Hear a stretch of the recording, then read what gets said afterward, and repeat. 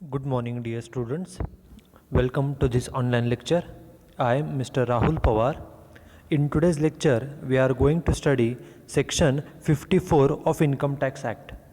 In this particular section, there are certain exemptions from long-term capital gain. आपण या आजच्या लेक्चरमध्ये इन्कम टॅक्स ॲक्टमधील जो सेक्शन 54F आहे हा सेक्शन पाहणार आहोत. या सेक्शनमध्ये आपल्याला जर एखाद्या व्यक्तीला if any individual person gets certain long term capital gain then certain exemptions under this section that we are going to study in this particular lecture. या लेक्चरमध्ये आपण लॉंग टर्म कॅपिटल गेन झाला असेल, असेट विकून जर फायदा झाला असेल तर त्या लॉंग टर्म गेनमधून काही एक्झम्पशन दिले जातात. ते एक्झम्पशन्स आपण या लेक्चरमध्ये पाहणार आहोत. After that we are going to see 2 examples on the exemptions under section 54F. या लेक्चरमध्ये आपण सर्वात शेवटी या सेक्शनवरती 2 एक्झाम्पल देखील पाहणार आहोत. So let start with the section 54F. This particular section is on the deduction from capital gain on transfer of capital asset other than residential house. Residential house सोडून इतर कोणतीही asset other than residential house म्हटलेलं आहे. म्हणजे एखादं घर सोडून इतर कोणतीही असेट, कोणतीही कॅपिटल असेट जर आपण ट्रान्सफर केली असेल, विकली असेल, सेल केली असेल तर तो जो काही कॅपिटल गेन होतो त्या कॅपिटल गेनमधून ज्या काही डिडक्शन दिल्या जातात under section 54F that we are going to study in this particular point. हा जो काही सेक्शन आहे सेक्शन 54F हा कशासाठी आहे तर house property, residential house property सोडून इतर ज्या काही असेट्स आहेत, इतर कोणत्याही कॅपिटल असेट, त्या कॅपिटल असेट्स ट्रान्सफर करून विकून जो काही कॅपिटल गेन होतो, जो काही फायदा होतो त्या फायद्यामधून आपल्याला काही डिडक्शन्स मिळतात. त्या डिडक्शन्स सेक्शन 54F मध्ये दिलेल्या आहेत. And most important thing is that these deductions are on the transfer of assets other than residential house. घरासाठी ह्या डिडक्शन्स नाहीत. In the previous lecture we have seen the deductions in respect of capital gain arising from sale of residential house. एखाद्या व्यक्तीने जर स्वतःचं घर विकलं असेल आणि घर विकून जर फायदा झाला असेल तर त्या फायद्याला आपण जो कॅपिटल गेन म्हणतो त्यामध्ये कोणत्या डिडक्शन्स मिळतात हे आपण पाठीमागच्या लेक्चरमध्ये पाहिलेलं आहे. या लेक्चरमध्ये आपण रेसिडेन्शियल हाऊस सोडून इतर ज्या कोणत्या असेट्स आहेत, इतर कोणत्याही घर सोडून बाकीच्या असेट ज्या आहेत त्या असेट्स ट्रान्सफर करून जो काही आपल्याला कॅपिटल गेन होतो, जो काही आपल्याला फायदा होतो त्या फायद्यामधून आपल्याला काही वजावट मिळतात, डिडक्शन्स मिळतात. And these deductions are given in section 54F of income tax act. Income tax ॲक्टमधील जो सेक्शन 54F आहे या सेक्शनमध्ये या डिडक्शन दिलेल्या आहेत. आणि मगाशी सांगितल्याप्रमाणे या डिडक्शन्स सर्व कॅपिटल असेटसाठी आहेत, फक्त अदर दॅन रेसिडेन्शियल हाऊस, फक्त घरासाठी या डिडक्शन्स अवेलेबल नाहीत. मग त्या इतर असेटसाठी अवेलेबल आहेत, त्यासाठी कंडिशन्स काय आहेत? What are the different conditions of section 54F? बघा काय सांगितलं आहे. An individual must have transferred long term capital asset other than residential house property. तो जो कोण व्यक्ती आहे, इंडिव्हिज्युअल व्यक्ती, त्याने स्वतःची लाँग टर्म असेट ही त्याने ट्रान्सफर केली पाहिजे. ट्रान्सफर करणे म्हणजे दुसऱ्याच्या नावानं करणे किंवा असेट विकणे. असेट विकणे त्याला आपण सेल करणं म्हणतो, त्यालाच ट्रान्सफर करणे असं म्हटलं जातं. त्यांनी पहिली कंडिशन सांगितले ॲन इंडिव्हिज्युअल, तो जो कोण व्यक्ती आहे त्या व्यक्तीनं मस्ट हॅव ट्रान्सफर्ड, त्यानं असेट ट्रान्सफर केली पाहिजे आणि ती असेट लाँग टर्म पाहिजे. लाँग टर्म असेट ही ट्रान्सफर केली पाहिजे आणि ती असेट कोणती पाहिजे? Other than residential house. House property सोडून इतर कोणतीही असेट त्या व्यक्तीनं ट्रान्सफर केली पाहिजे. रेसिडेन्शियल हाऊसला ही डिडक्शन मिळत नाही. अदर दॅन रेसिडेन्शियल हाऊस, घर सोडून बाकीच्या सर्व कॅपिटल असेटसाठी हा सेक्शन आहे सेक्शन 54F. आणि त्यांनी सांगितलं आहे तो जो कोण व्यक्ती आहे, इंडिव्हिज्युअल व्यक्ती, त्या व्यक्तीनं त्याच्याकडची लाँग टर्म असेट ही ट्रान्सफर केली पाहिजे. ओके. आणि ती फक्त जी असेट आहे ती एकतर लाँग टर्म पाहिजे. आपण प्रिव्हियस लेक्चरमध्ये पाहिलेलं आहे लाँग टर्म असेट म्हणजे काय तर if any asset is held for minimum 3 years or more than 3 years, जर आपण एखादी असेट 3 वर्ष म्हणजे 36 महिने जर ती आपण आपल्याकडे ठेवली आणि नंतर जर ती आपण असेट विकली 3 वर्षानंतर, तर त्या असेटला लॉंग टर्म कॅपिटल असेट असं म्हटलं जातं.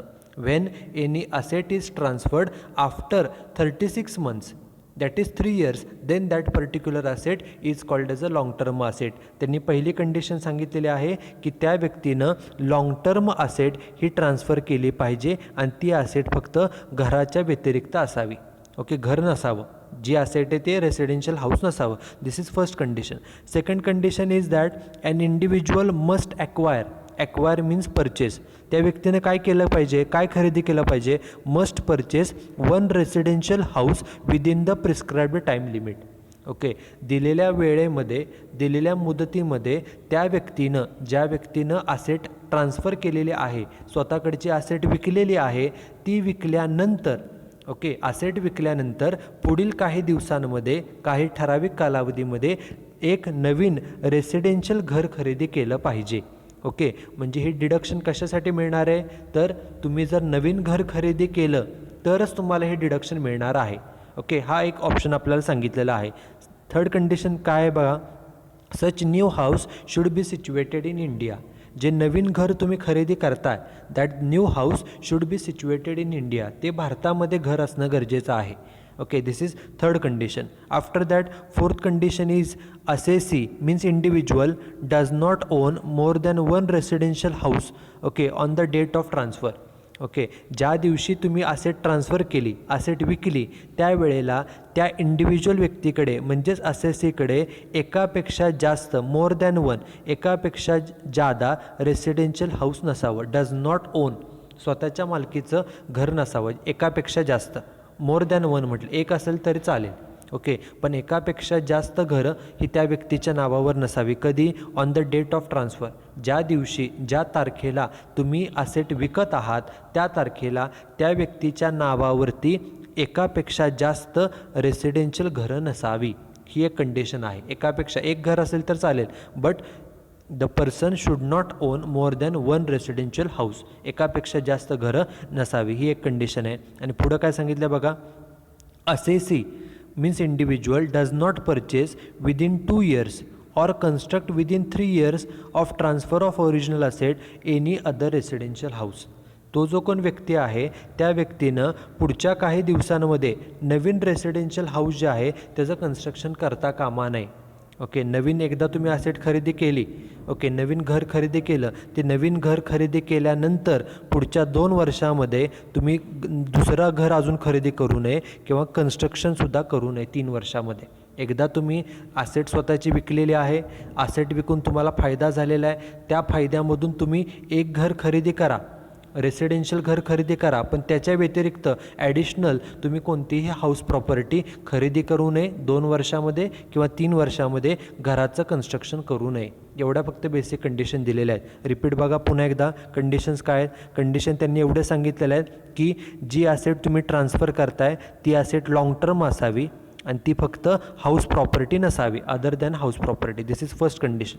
सेकंड कंडिशन आहे की new residential house should B purchased acquired within a prescribed time limit. दिलेल्या वेळेमध्येच नवीन घर खरेदी केलं पाहिजे किंवा ते बांधकाम केलं पाहिजे. This is second. Third condition is new house should be in India. नवीन जे घर आहे ते इंडियामध्ये, भारतामध्ये असणं गरजेचं आहे. This is third.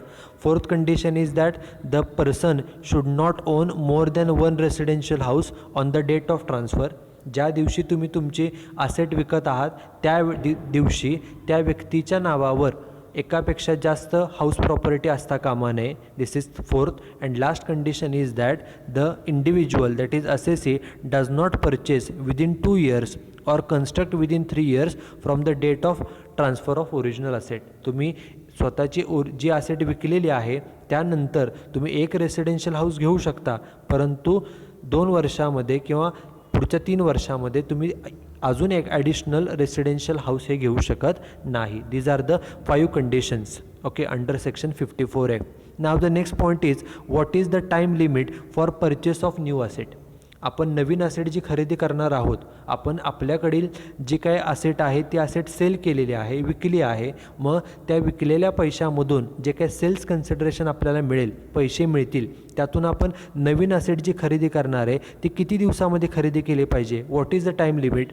First point is for purchase the new asset should be purchased within 1 year before or 2 years after the transfer of asset. आपण ज्या दिवशी असेट विकली त्याच्या पाठीमागं 1 वर्ष आणि पुढे 2 वर्ष, पुढचा कालावधी आहे 2 वर्ष आणि पाठीमागचा कालावधी आहे 1 वर्ष. ज्या तारखेला तुम्ही स्वतःची असेट विकलेली आहे त्याच्या पाठीमागचं 1 वर्ष आणि पुढचे 2 वर्ष, असं एकूण मिळून हे जे काय 3 वर्ष झाली, पाठीमागचं 1 आणि पुढचे 2 असे 3 वर्ष झाली, त्या 3 वर्षांमध्ये तुम्ही नवीन हाऊस प्रॉपर्टी ही परचेस केली पाहिजे. This is first condition. Second condition आहे कन्स्ट्रक्शनसाठी. कन्स्ट्रक्शन घरात नवीन हाऊस प्रॉपर्टी कधी परचेस केली पाहिजे. Within a period of 3 years after the transfer. Okay, ज्या दिवशी तुम्ही तुमचं असेट विकली तिथून पुढचे 3 वर्ष, त्या 3 वर्षामध्ये तुम्ही घराचं कन्स्ट्रक्शन पूर्ण केलं पाहिजे आणि घर तुमचं तयार केलं पाहिजे. This is second option. And third option is deposit the money in the capital gain account scheme. जे काय तुम्हाला कॅपिटल गेन होईल, असेट विकून फायदा होईल, तो फायदा तुम्ही कॅपिटल गेन अकाउंट स्कीम 1988 यामध्ये तो इन्व्हेस्ट केला पाहिजे. याचा अर्थ काय होतो की जसं प्रिव्हियस लेक्चरमध्ये आपण पाहिलं की एखादं घर विकल्यानंतर जो कॅपिटल गेन होतो तो आपण कशामध्ये इन्व्हेस्ट करावा. एकतर असेट परचेस करावी, नवीन हाऊस प्रॉपर्टी परचेस करावी, हा पहिला पर्याय. दुसरा पर्याय नवीन घराचं बांधकाम करावं, हा दुसरा पर्याय. तिसरा पर्याय तोच आहे की ते पैसे कॅपिटल गेन अकाउंट स्कीममध्ये इन्व्हेस्ट करावे. हे 3 पर्याय इन्व्हेस्टमेंटसाठी आहेत. हे आपण पाठीमागच्या लेक्चरमध्ये सेक्शन 54मध्ये पाहिले. तेच ऑप्शन याही सेक्शनमध्ये आहेत, सेक्शन 54F. फक्त एकच डिफरन्स काय आहे तर हा जो सेक्शन 54F आहे हा कशासाठी आहे तर capital gain on transfer of capital asset other than residential house. Okay, घर सोडून इतर ज्या काही असेट्स आहेत, रेसिडेन्शियल हाऊस सोडून इतर ज्या काही कॅपिटल असेट्स आहेत त्या कॅपिटल असेट ट्रान्सफर करून आपल्याला जो कॅपिटल गेन होतो त्याच्यासाठीचा हा सेक्शन आहे. ओके, हाऊस प्रॉपर्टीसाठी सेक्शन नाही. हाऊस प्रॉपर्टीसाठी प्रिव्हियस लेक्चरमध्ये आपण सेक्शन 54 पाहिलेला आहे. हा सेक्शन 54F आहे. हा जो सेक्शन आहे हा हाऊस प्रॉपर्टी सोडून इतर ज्या काही कॅपिटल असेट्स आहेत त्या कॅपिटल असेटचा जो काही कॅपिटल गेन आहे त्याच्यावरती डिडक्शन मिळण्यासाठीचा आहे. आणि जे काय आपल्याला टाईम लिमिट दिलेलं आहे नवीन असेट खरेदी करण्यासाठी तेच आहे. असेट विकण्यापूर्वी 1 वर्ष किंवा असेट विकल्यानंतर 2 वर्ष, त्यामध्ये आपण नवीन घर खरेदी करावं, हा पहिला पर्याय. दुसरा पर्याय घराचं बांधकाम करणार असू तर असेट विकल्यानंतर 3 वर्षामध्ये बांधकाम पूर्ण झालं पाहिजे, हा दुसरा पर्याय. आणि तिसरा पर्याय आहे तो म्हणजे ते जे काय पैसे आहेत कॅपिटल गेनचे ते पैसे आपण कॅपिटल गेन अकाउंट स्कीममध्ये इन्व्हेस्ट केले पाहिजे. These are the 3 options for investment. आता नेक्स्ट पॉईंट जो आहे तो आहे की आपल्याला डिडक्शन किती मिळते. हा फक्त एक डिफरन्स आहे. ओके, पाठीमागच्या लेक्चरमध्ये जो सेक्शन 54 होता आणि आत्ता जो सेक्शन आहे 54F यामध्ये हाच एक फक्त फरक आहे. बघा काय सांगितलं आहे, डिडक्शन किती मिळते आपल्याला तर त्यांनी सांगितलं आहे मिनिमम ऑफ फॉलोईंग. 2 ह्या अमाऊंट शोधायच्या, त्या 2पैकी जी कमी अमाऊंट असेल त्याची आपल्याला डिडक्शन मिळते. पहिली अमाऊंट जी असते ती कॅल्क्युलेट कशी करायची तर इन्व्हेस्टमेंट इन न्यू असेट. आपण पहिली स्वतःची जी असेट विकलेली आहे त्यानंतर जे आपण नवीन असेट खरेदी करतो आहे ती नवीन असेट किती रुपयाची खरेदी केली, त्यामध्ये किती रुपये इन्व्हेस्टमेंट केली, ओके, ती अमाऊंट घ्यायची, ही एक. त्याला गुणिले कॅपिटल गेन. आपल्याला जी आपली जुनी असेट होती ती असेट विकून किती फायदा झालेला होता हे त्याला गुणिले करायचं आणि ह्याला भागिले करायचं नेट सेल्स कन्सिडरेशन. आता नेट सेल्स कन्सिडरेशन म्हणजे काय, आपल्याला सेल्स कन्सिडरेशन माहिती आहे. सेल्स कन्सिडरेशन म्हणजे आपण असेट किती रुपयाला विकली. ओके, समजा एखादी असेट आपण 40 लाखाला विकली, त्याला आपण म्हणतो सेल्स कन्सिडरेशन. सेल्स कन्सिडरेशन किती झालं 40 लाख. आणि समजा ही असेट विकण्यासाठी आपल्याला 2 लाख खर्च आला उदाहरणार्थ, तर असेट विकली कितीला 40 लाखाला, त्यातून फक्त खर्च वजा करा किती 2 लाख समजा आहे, 40मधून 2 गेले राहिले किती तर ते राहिले 38 लाख. त्याला म्हणतात net sales consideration. So net sales consideration is calculated by formula sales consideration minus expenditure on transfer.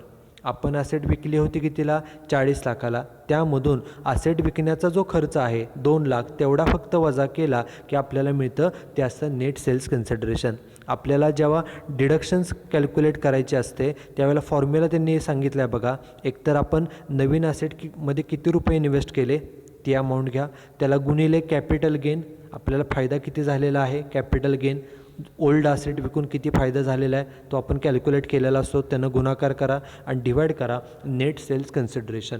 Asset विकून आपल्याला नेट रक्कम किती मिळाली आणि नेट रक्कम कशी फाइंड आउट करायची, ॲसेट विकली कितीला त्यातून मायनस ॲसेट विकण्याचा खर्च, त्यावरून आपल्याला नेट सेल्स कन्सिडरेशन मिळतं. ही झाली पहिली अमाऊंट. आणि दुसरी अमाऊंट असते कॅपिटल गेनची. आपल्याला ॲक्च्युली ॲसेट विकून किती फायदा झालेला आहे ही दुसरी अमाऊंट. ह्या दोन्हीपैकी जी अमाऊंट मिनिमम असेल, लहान असेल तेवढ्याची आपल्याला डिडक्शन मिळते. ओके, फक्त हा जो फॉर्म्युला आहे कॅल्क्युलेशन आहे, कॅल्क्युलेशनसाठी फक्त हा जो फॉर्म्युला दिलेला आहे तो फक्त फॉर्म्युला नवीन आहे. फॉर्म्युला एवढाच आहे, इन्व्हेस्टमेंट इन न्यू ॲसेट, आपण नवीन ॲसेटमध्ये किती रुपये गुंतवले गुणिले कॅपिटल गेन, जुनी ॲसेटचा फायदा, जुनी ॲसेट विकून किती फायदा झालेला आणि भागिले त्या जुन्या ॲसेटचं नेट सेल्स कन्सिडरेशन. हे कॅल्क्युलेशन करून आपल्याला ही एक अमाऊंट मिळेल, दुसरी कॅपिटल गेनची अमाऊंट. ह्या दोन्हीपैकी जी मिनिमम असेल, लहान रक्कम असेल तेवढी आपल्याला डिडक्शन मिळणार आहे.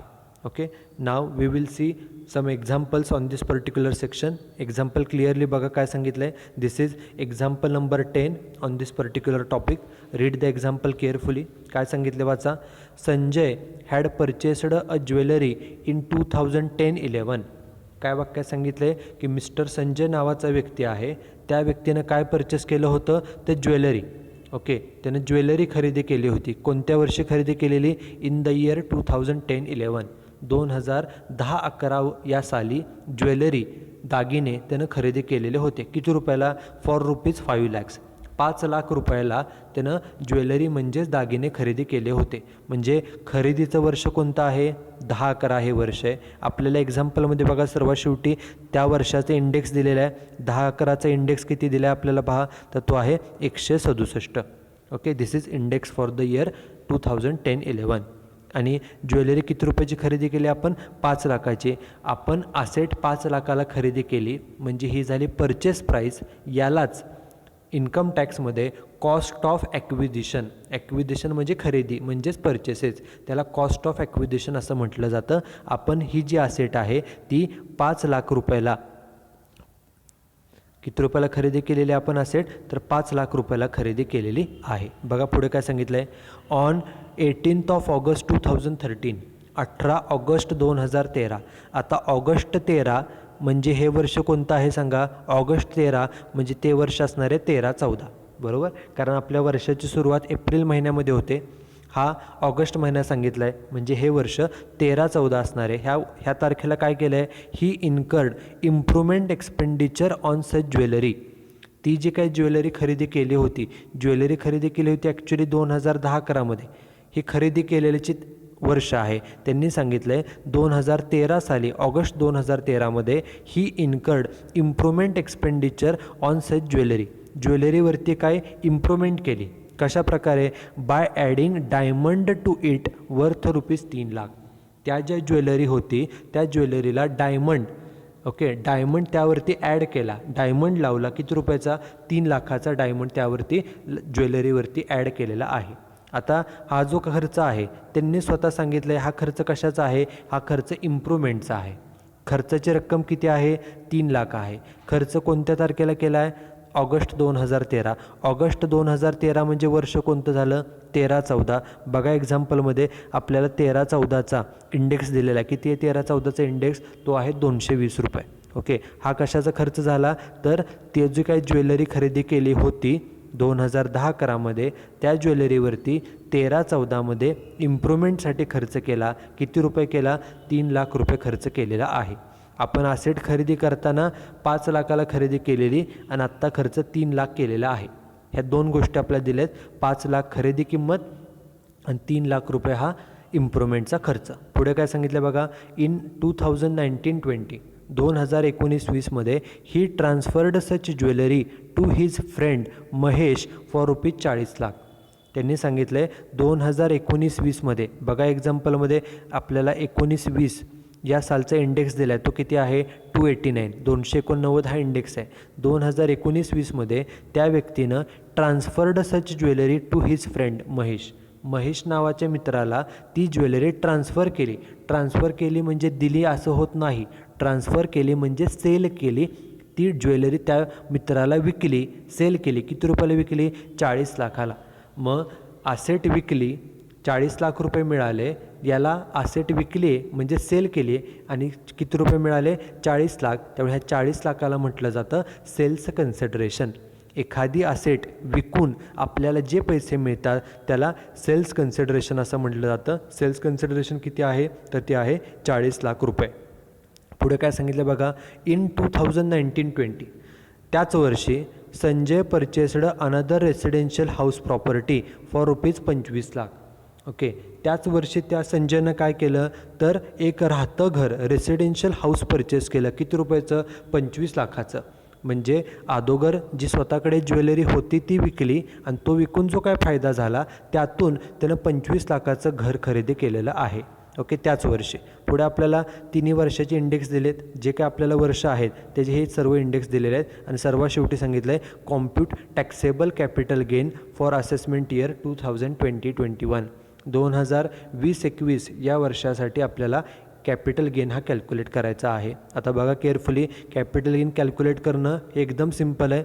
फक्त डिडक्शन्स कॅल्क्युलेट करताना फक्त थोडा काळजीपूर्वक बघा. काय सांगितले, व्यक्तीचं नाव काय आहे मिस्टर संजय, म्हणून सुरुवातीला नाव लिहिलं मिस्टर संजय.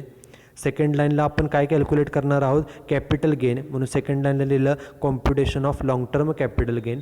आपण लाँग टर्म गेन कॅल्क्युलेट करतो आहे. हा लाँग टर्म गेन का आहे, कारण की आसेट खरेदी केलेली 2010-11 साली, बरोबर. आणि ती ॲसेट विकली कोणत्या वर्षी तर ती ॲसेट 2019-20ला विकली. म्हणजे जवळपास 10 वर्षानंतर. 3 वर्षापेक्षा जास्त वर्ष ॲसेट तुमच्याकडे असेल तर त्याला लाँग टर्म म्हणतात.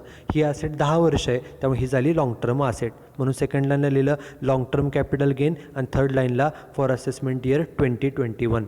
या 3 गोष्टी आपल्याला मेन्शन कराव्या लागतात. After that we have to prepare 2 columns. First column is titled as particulars and second column is titled as amount in rupees.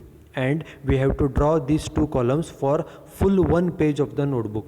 आपल्याला टॅक्सेबल गेन कॅल्क्युलेट करायचं आहे त्यामुळे आपल्याला पूर्ण 1 पेज हे कॅल्क्युलेशन करावं लागतं. ओके, मग आता बघा काय सांगितले, 2 कॉलम तयार करायचे. पहिला कॉलम पर्टिक्युलर्स आणि दुसरा कॉलम असतो तो म्हणजे अमाऊंट इन रुपीज. आता नेहमी सुरुवात कशापासून करायची असते तर आपण ॲसेट किती रुपयाला विकली, सेल कितीला केली त्याला नाव द्यायचं सेल्स कन्सिडरेशन. बघा एक्झाम्पलमध्ये मगाशी सांगितलं आहे आपण ॲसेट विकली किती रुपयाला तर 40 लाखाला विकलेली आहे, बरोबर. म्हणून सुरुवातीला सेल्स कन्सिडरेशन लिहिलं 40 लाख. आता नेहमीच्या फॉर्मॅटप्रमाणे आपण सेल्समधून 1, 2, 3 अशा 3 गोष्टी वजा करतो. परंतु सेक्शन 54F प्रमाणे ओके नेहमी वजा करताना पहिल्यांदा ॲसेट विकण्यासाठी काय खर्च आला तो पहिल्यांदा लेस करायचा. म्हणून त्यातून खाली हेडिंग दिलं लेस ट्रान्सफर एक्सपेन्सेस. एक्झाम्पलमध्ये आपल्याला ॲसेट विकण्यासाठी खर्च आला असं कुठेही दिलेलं नाही, त्यामुळे ट्रान्सफर एक्सपेन्सेस नील घेतले. वजाबाकी तीच आली किती 40 लाख. त्याला नाव दिलं नेट सेल्स कन्सिडरेशन. ओके, आपण ॲसेट विकली होती 40 लाखाला, त्यामधून ॲसेट विकण्यासाठी जो खर्च आला तो फक्त वजा केला की आपल्याला मिळतं नेट सेल्स कन्सिडरेशन. ते किती आलं 40 लाख आलं, कारण ॲसेट विकण्याचा खर्च कोणताही दिलेला नाही. त्यामुळे नेट सेल्स कन्सिडरेशन आलं 40 लाख. आता याच्यामधून राहिलेल्या फक्त 2 गोष्टी वजा करायच्या. खाली हेडिंग द्यायचं लेस. पहिल्यांदा आपण नेहमी काय वजा करतो, एक म्हणजे इंडेक्स्ड कॉस्ट ऑफ ॲक्विजिशन. आपल्याला कॉस्ट ऑफ ॲक्विजिशन माहिती आहे. आपण ही जी काय ॲसेट आहे, ॲसेटचं नाव काय आहे तर ॲसेटचं नाव ज्वेलरी. ही आपण कोणत्या वर्षी खरेदी केलेली 2010-11 साली. किती रुपयाला खरेदी केलेली 5 लाख रुपयाला खरेदी केलेली होती. मग हे जे 5 लाख रुपये खरेदी किंमत आहे याला आपण कॉस्ट ऑफ ॲक्विजिशन म्हणतो, कॉस्ट ऑफ ॲक्विजिशन. पण त्या 5 लाखाची सध्याची किंमत शोधणं त्याला इंडेक्स्ड कॉस्ट असं म्हटलं जातं. ओके, आपण ज्वेलरी खरेदी करताना 5 लाखाला केलेली होती, ती परचेस प्राईस आहे, कॉस्ट ऑफ ॲक्विजिशनच आहे. परंतु त्या 5 लाखाची सध्याची किंमत शोधून काढणं त्याला म्हणतात इंडेक्स्ड कॉस्ट ऑफ ॲक्विजिशन. मग आता ती इंडेक्स कॉस्ट कशी फाइंड आउट केली जाते तर सुरुवातीला आपण ॲसेट किती रुपयाला खरेदी केली होती ती 5 लाखाला केली होती, त्यामुळे ती अमाऊंट घ्यायची सुरुवातीला 5 लाख रुपये. त्याला डिवाईड करायचं. ही 5 लाख किंमत कोणत्या वर्षाची आहे, तर 2010 कराला आपण ही ॲसेट खरेदी केली होती, बरोबर. 5 लाख किंमत कोणत्या वर्षाची, 2010 कराची. मग 10 कराचं इंडेक्स किती आहे, 167 आहे. त्यानं त्याला डिवाईड करायचं भागिले 167 आणि गुणिले जो चालू वर्षाचा इंडेक्स आहे. आपण ॲसेट कोणत्या वर्षी विकले, 19-20. 19-20चा इंडेक्स किती आहे, 289. गुणिले 289 केलं की ते किंमत किती मिळाली, ती किंमत मिळाली 8,65,269.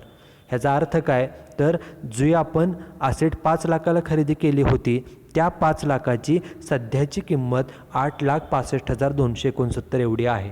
ओके, हे झालं कॉस्ट ऑफ ॲक्विजिशन. त्यानंतर सेकंड पॉईंट घ्यायचा असतो इंडेक्स्ड कॉस्ट ऑफ इम्प्रूव्हमेंट. आपण त्या ॲसेटसाठी जो काही इम्प्रूव्हमेंटसाठी खर्च केला, बघा एक्झाम्पलमध्ये सांगितलं आहे 2013-14मध्ये इम्प्रूव्हमेंटसाठी खर्च किती केलेला आहे, तर 3 लाख रुपये एवढा खर्च केलेला आहे.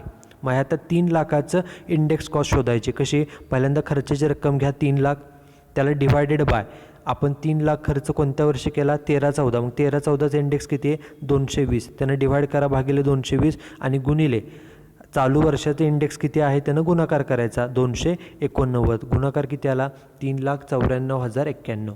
म्हणजे जो आपण 3 लाख खर्च केला होता इम्प्रूव्हमेंटसाठी, त्या 3 लाखाची सध्याची किंमत किती आहे, 3,94,091 एवढी आहे. आणि मग सर्वात शेवटी आपण ॲसेट विकून राहिले होते आपल्याकडे 40 लाख. त्या 40 लाखातून ह्या ज्या 2 अमाऊंट आहेत ह्या लेस करायच्या आहेत. त्या 2 अमाऊंट लेस करून जे काय उत्तर मिळेल त्याला नाव द्यायचं. उत्तर प्लस आलं की तो फायदा आहे, त्याला नाव द्यायचं लाँग टर्म कॅपिटल गेन. कारण ॲसेट जी खरेदी केली होती त्याची खर्च होता 8,65,000, सुधारण्यासाठी 3,94,000च आपण खर्च केले. म्हणजे जवळपास त्या ॲसेटची किंमत 12-13 लाख आहे आणि ती 12-13 लाखाची ॲसेट आपण 40 लाखाला विकली, जादा किमतीला विकली. त्यामुळे फायदा झाला 27,40,640. त्या फायद्याला नाव द्यायचं लाँग टर्म कॅपिटल गेन.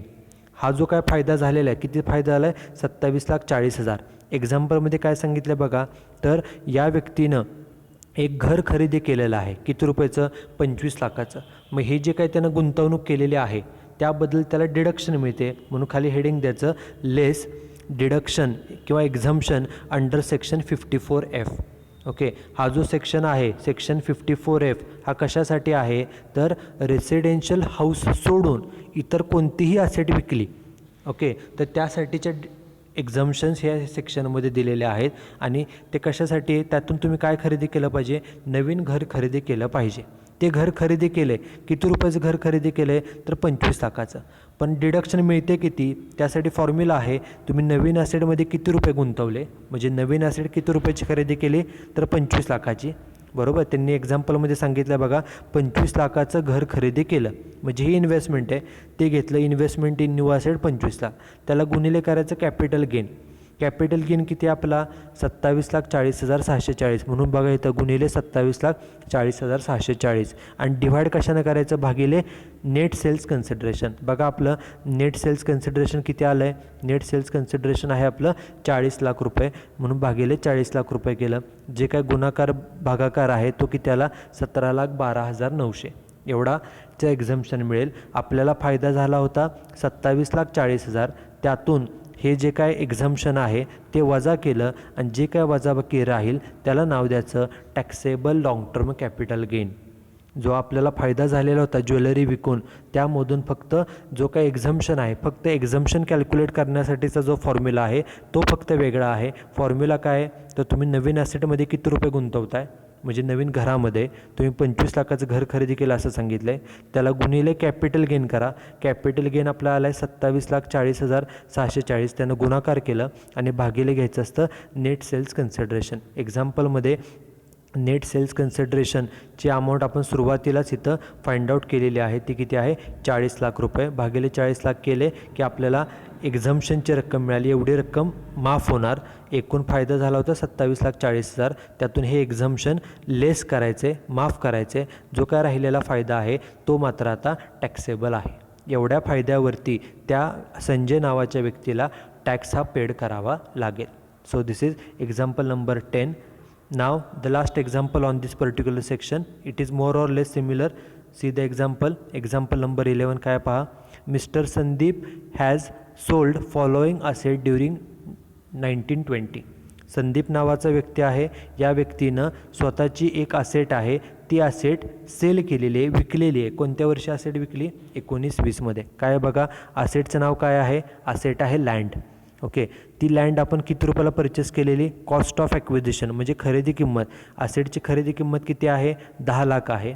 ही असेट कोणत्या वर्षी खरेदी केली आहे? इयर ऑफ ॲक्विजिशन म्हणजेच year of purchase. Asset purchase केली होती आपण 2001-2 साली आणि ती विकली कितीला? सेल कितीला केली? The asset is sold for ₹80 lakhs. आपण असेट खरेदी करताना 10 लाखाला खरेदी केली होती आणि विकली मात्र कितीला? 80 लाखाला विकली. 10 लाखाची असेट 80 लाखाला विकलेली आहे. आता असेट खरेदी केली कोणत्या वर्षी खरेदी केली आहे? 1-2 साली. 1-2ला खरेदी केली आणि ती विकली कोणत्या वर्षी? तर 19-20 या वर्षी. म्हणजेच काय, तर 1-2ला असेट खरेदी केली आणि 19-20ला विकली म्हणजे जवळपास 20 वर्षांनंतर असेट विकलेली आहे. So it is a long term capital asset. Okay, when asset is held for more than 3 years, then that asset is treated as a long term asset. In this example, the asset was purchased in the year 2001-2 and it is sold in 1920. So the asset is held for nearly 20 years. जवळपास 20 वर्ष ती asset तुमच्याकडे आहे, त्यामुळे त्या असेटला long term asset असं म्हटलं जाईल. ओके, काय सांगितलं बघा, इन 2005-6 2005-6 साली he incurred improvement expenditure of ₹2 lakh. ती जी काय असेट आहे, लँड जमीन आहे, त्या जमिनीच्या दुरुस्तीसाठी, ओके, म्हणजे काही दुरुस्ती केली, जमिनीमध्ये काही थोडाफार बदल केला, त्यासाठी खर्च किती केला? तर ₹2 लाख खर्च केला आहे. हा खर्च कोणत्या वर्षी केला आहे? तर 2005-6 साली. बघा एक्झाम्पलमध्ये 5-6चा आपल्याला इंडेक्स दिलेला आहे. सुरुवातीला जे सांगितलेलं आपण असेट कोणत्या वर्षी खरेदी केली होती? 2001-2. आपल्याला 1-2चा सुद्धा इंडेक्स दिलेला आहे. असेट विकली कोणत्या वर्षी? सुरुवातीच्या वाक्यात सांगितलं आहे की 19-20ला असेट विकली, आपल्याला 19-20चा सुद्धा इंडेक्स दिलेला आहे. जे काय वर्ष आपल्याला माहिती दिलेली आहे त्या सर्व वर्षांची आपल्याला इथं इंडेक्स दिलेले असतात. पुढं काय सांगितलं बघा, ट्रान्सफर एक्सपेन्सेस इन्कर्ड ₹1 lakh. ही जी काय असेट आहे लँड, ती विकण्यासाठी ट्रान्सफर करण्यासाठी खर्च किती आला? तर 1 लाख आला. आता हा जो काय खर्च आहे याचा वापर आपल्याला जेव्हा आपण नेट सेल्स कन्सिडरेशन कॅल्क्युलेट करतो त्यावेळेला ह्या 1 लाखाचा वापर होणार आहे. पुढं काय सांगितलं आहे, on 31 March 2020 he has purchased residential house of ₹30 lakh for self occupation. त्या व्यक्तीनं 31 मार्च 2020मध्येच असेट विकल्यानंतर काही दिवसांनीच एक घर खरेदी केलं. किती रुपयाचं घर खरेदी केलं? 30 लाख रुपयाचं घर हे खरेदी केलेलं आहे. म्हणजे ही इन्व्हेस्टमेंट आहे. इन्व्हेस्टमेंटची रक्कम किती आहे? तर 30 लाख रुपये इन्व्हेस्टमेंट केलेली आहे. पुढे आपल्याला इंडेक्स दिलेले आहेत आणि शेवटी सांगितलं आहे compute taxable capital gain for assessment year 2021. 2020-21चा आपल्याला टॅक्सेबल गेन हा कॅल्क्युलेट करायचा आहे. आता या एक्झाम्पलमध्ये आपल्याला कोणकोणती जी माहिती दिली आहे, एकतर असेट खरेदी केली 10 लाखाला, विकली कितीला आहे? 80 लाखाला. म्हणजे असेट विकून किती रुपये मिळाले? 80 लाख मिळाले. सुरुवातीला बघा व्यक्तीचं नाव काय आहे? मिस्टर संदीप, म्हणून सुरुवातीला व्यक्तीचं नाव लिहिलं मिस्टर संदीप. सेकंडली ही असेट लाँग टर्म आहे आणि असेट विकून लाँग टर्म कॅपिटल गेन आहे, म्हणून सेकंड लाईनला लिहिलं computation of long term capital gain. आपण long term capital gain calculate करत आहोत हे मेन्शन केलं. आणि थर्ड लाईनला for assessment year 2021. Okay, after mentioning these 3 points we have to draw 2 columns. First column is particulars and second column is amount in rupees. Okay, हे 2 column आपल्याला तयार करावे लागतात. पाठीमागच्या लेक्चरप्रमाणे सुरुवात एक्झाम्पलची करताना सुरुवात केली जाते सेल्स कन्सिडरेशनपासून. आपण आपली असेट किती रुपयाला विकले बघा, सुरुवातीलाच एक्झाम्पलमध्ये टेबलमध्ये दिलेलं आहे की सेल्स कन्सिडरेशन असेट किती रुपयाला विकली? 80 लाखाला, म्हणून सेल्स कन्सिडरेशन लिहिलं 80 लाख. एवढ्याला असेट विकली आणि हे असेट विकण्यासाठी खर्च किती आला? तर एक्झाम्पलमध्ये सांगितलं बघा, खर्च आला किती रुपये? 1 लाख रुपये. असेट विकून 80 लाख मिळाले, त्यातनं 1 लाख खर्च झाले, म्हणजे शिल्लक राहिले किती? 79 लाख. त्याला नाव दिलं जातं नेट सेल्स कन्सिडरेशन. असेट विकून जे पैसे मिळाले त्यातून फक्त खर्च वजा केला की आपल्याला नेट सेल्स कन्सिडरेशन मिळतं, त्याला 79 लाख. ते मिळाल्यानंतर त्यातून खाली हेडिंग द्यायचं लेस. त्यातून 2च गोष्टी लेस करायच्या. एक म्हणजे इंडेक्स्ड कॉस्ट ऑफ ॲक्विजिशन. आपण असेट जेवढ्याला खरेदी केली होती त्या खरेदी किमतीची इंडेक्स्ड कॉस्ट शोधून काढायची. आता ती कशी शोधायची बघा. आपण असेट जी खरेदी केली होती ती किती रुपयाला खरेदी केली होती. कॉस्ट ऑफ ॲक्विजिशन असेट किती रुपयाला खरेदी केलेली 10 लाखाला. म्हणून सुरुवातीला ती अमाऊंट घ्यायची 10 लाख.